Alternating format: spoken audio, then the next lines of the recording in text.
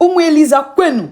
Kwezio. Abia m ịjụ na ajụjụ taa ka mmanụ unu anwe ihe unu na-amụta dịkwa kemgbe nna akụzi Igbo. Unu esi na nwa Eliza mmaba na nwa Igbo maka ihe nchọ ka gaa n'iru ka eme ya kwa nkwa ma ajụjụ nke mbụ wee sị o agụcha aṅụ agụọ gịnị?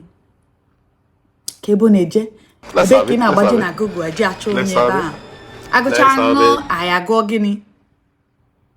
Anyị agụọ nwe. Hey! Nke abụọ wee sị kedu ihe a na-akpọ refrigerator n'Igbo? I don't want peace. I want problems always.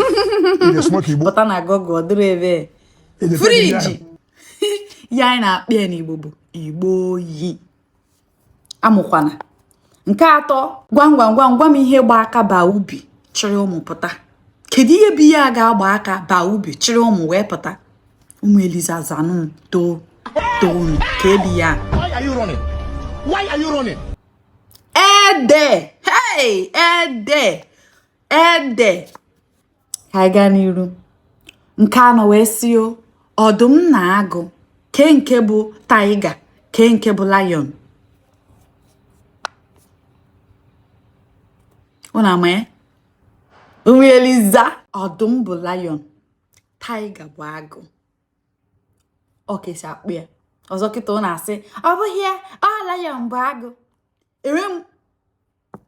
Nke ise kedu ihe a na-akpọ ya n'Igbo?